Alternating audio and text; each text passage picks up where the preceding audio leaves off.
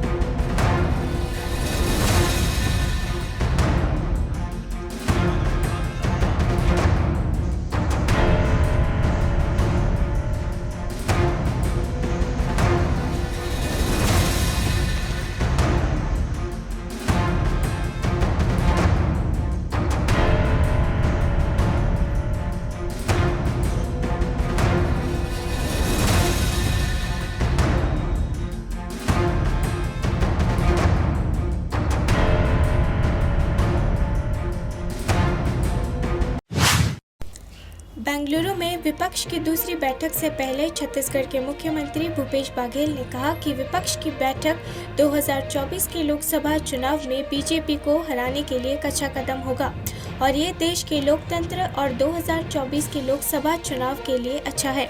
उन्होंने कहा कि बीजेपी ने प्रधानमंत्री मोदी के चेहरे पर अलग अलग राज्यों में कई चुनाव लड़े हैं और हार भी मिली है। कर्नाटक और हिमाचल प्रदेश इसके ताज़ा उदाहरण हैं। 17 से 18 जुलाई को कर्नाटक के बेंगलुरु में कांग्रेस द्वारा बुलाई जा रही दूसरी विपक्षी एकता बैठक में कम से कम 24 राजनीतिक दलों के शीर्ष नेता शामिल होंगे। विपक्षी दल की बैठक भी अब 17-18 तारीख को होने वाली है पूरा। हाँ, मुझे भी पता चला मीडिया के माध्यम से। किस तरह देखते हैं इसको? बहुत अच्छी बात है, लोकतंत्र के लिए बहुत अच्छा है और 2024 के लिए बहुत अच्छा रहेगा। ठीक है, थैंक यू। नए पीसीसी अध्यक्ष जो बने हैं वो उन्होंने कहा है कि देश पे भरोसा है और आपके चेहरे पे ही चुनाव लड़ा जाएगा, लेकिन आपके सामने अगर भारतीय जनता पार्टी की बात करें तो उनके सामने कोई चेहरा नहीं है। चैलेंज भी किया है कि मोदी के चेहरे पे चुनाव है, आप इसका किस रूप? देखिए, मोदी के चेहरे पर अनेक राज्यों में चुनाव लड़े हैं और उसमें उसको मात मिली है। अभी ताज़ा तरीन कर्नाटक की बात कर सकते हैं और हिमाचल की बात कर सकते हैं। तो स्थानीय मुद्दे अलग होते हैं, राष्ट्रीय मुद्दे अलग होते हैं, लेकिन ये है कि भारतीय जनता पार्टी नेतृत्वहीन भी हो गया प्रदेश में और मुद्दा विहीन भी। भाजपा नेता सिद्धार्थनाथ सिंह ने विपक्ष पर निशाना साधते हुए उन पर मार्गदर्शन के लिए कोई एजेंडा नहीं होने का आरोप लगाया। विपक्ष को आड़े हाथ लेते हुए कहा कि जब अवसरवादी व्यक्ति विपक्ष में होते हैं तो वे कोई निर्णय नहीं लेते हैं और आदर्शों का पालन नहीं कर पाते हैं।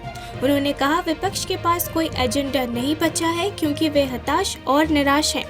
जनता जीतेगी या विपक्षी एकता जीतेगी, ये 2024 में तय होगा।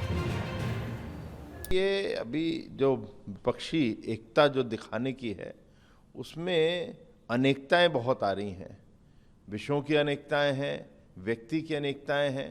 तो अब वो किस प्रकार से एकता लेकर आएंगे और जो उनकी मजबूरी है, जो कि एक मजबूरी उनकी एक ही है कि मोदी जी को हराना है और देश की जनता कह रही है हम मोदी जी को जिताएंगे।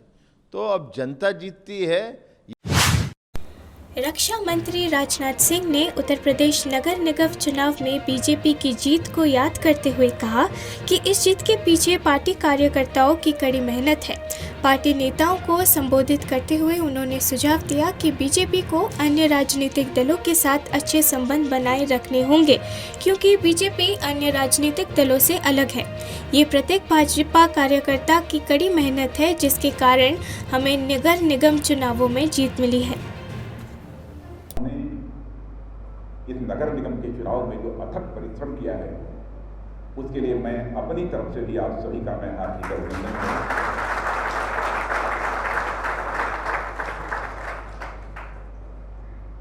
और जो आपने कहा ना कि हमारे कारण विजय प्राप्त हुई, फला के कारण विजय प्राप्त हुई, मैं ऐसा नहीं मानता।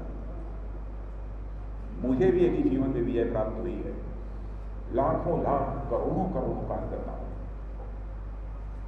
अपना पसीना बहाकर भारतीय जनता पार्टी का जो वट वृक्ष खड़ा किया है,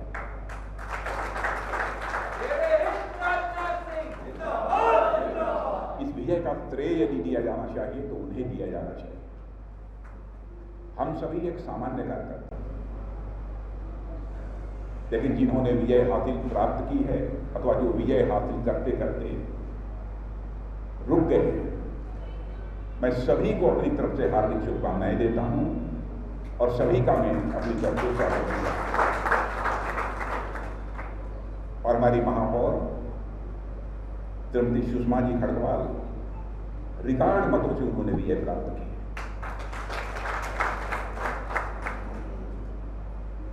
और ये हम सब सभी के लिए गौरव का विषय है।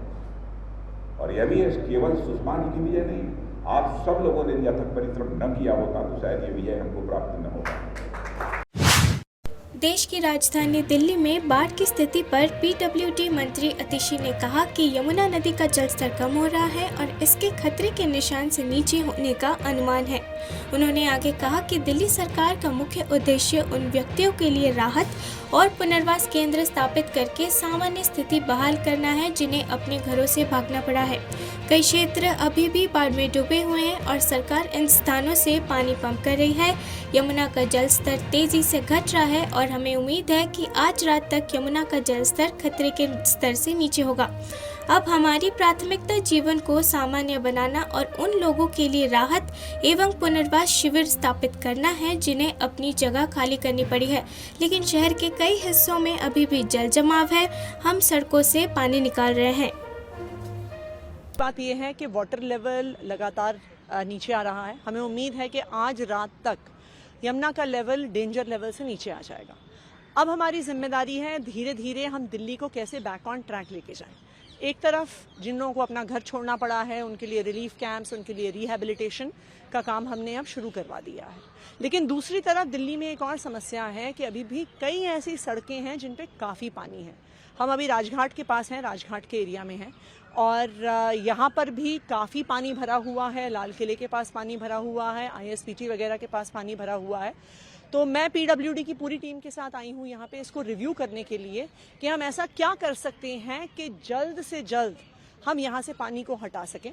कोशिश हमारी ये पूरी है कि आज रात को ISPT से लेके ITO तक के पूरे स्ट्रेच पर दिल्ली में PWD के पास, दिल्ली जल बोर्ड के पास जितने मोटर्स अवेलेबल हैं, जितने पंपिंग सेट्स अवेलेबल हैं, उनसे पानी को उठाकर लिफ्ट कर दिया जाए।